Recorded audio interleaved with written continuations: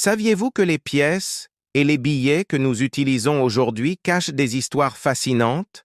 Certaines monnaies, comme le franc français, ont traversé les siècles et été témoins de moments décisifs de l'histoire d'un pays.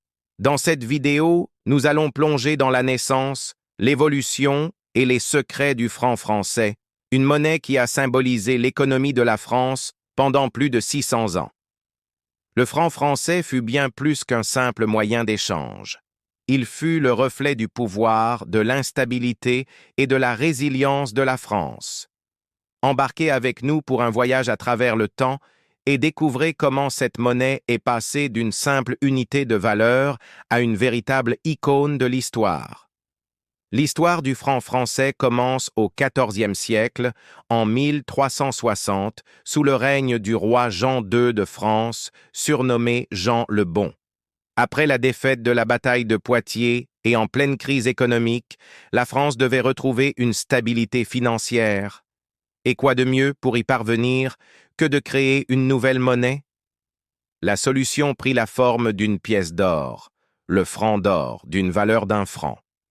Cette monnaie fut créée pour payer la rançon du roi Jean II, capturé par les Anglais. Elle possédait une grande valeur, mais pas seulement grâce à son poids en or.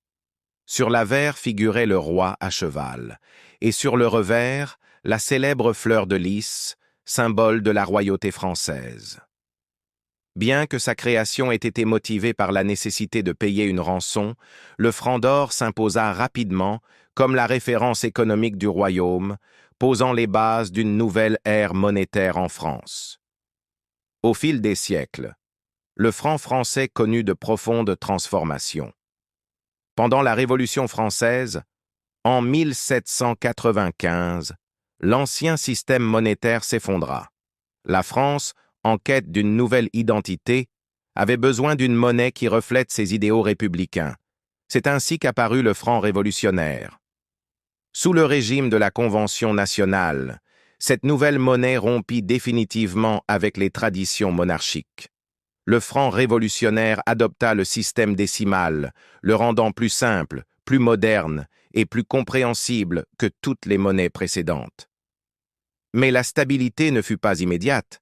La France passa de la monarchie à l'Empire, puis à la République. Sous le règne de Napoléon Bonaparte, le franc s'imposa comme la monnaie officielle du premier empire français.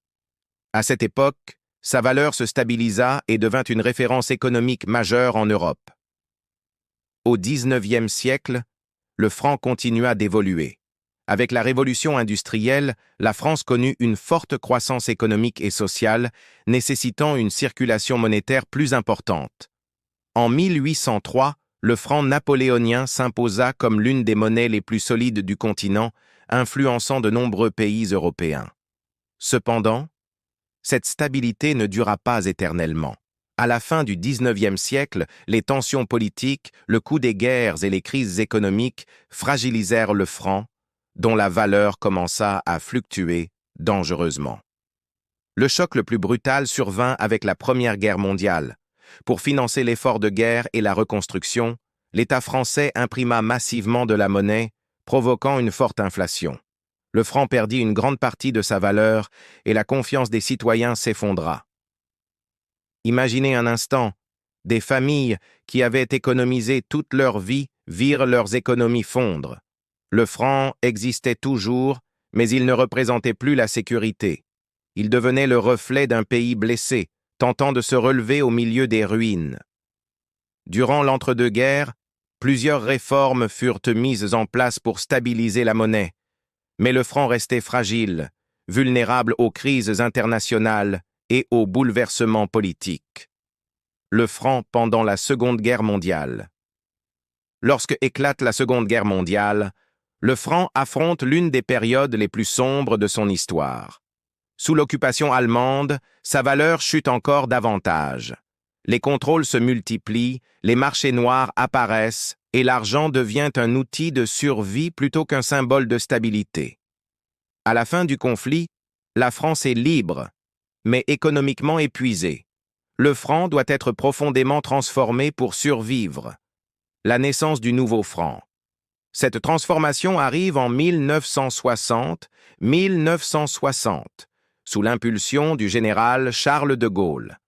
La France crée le nouveau franc, qui remplace l'ancien, à raison de 1 nouveau franc pour 100 anciens francs. Ce changement n'est pas qu'une réforme technique.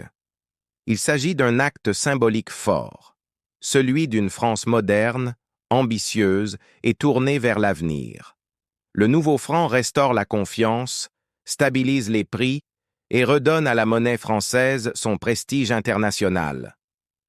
Vers l'Europe et la fin du franc, mais pendant que le franc se renforce, l'Europe change. Après des siècles,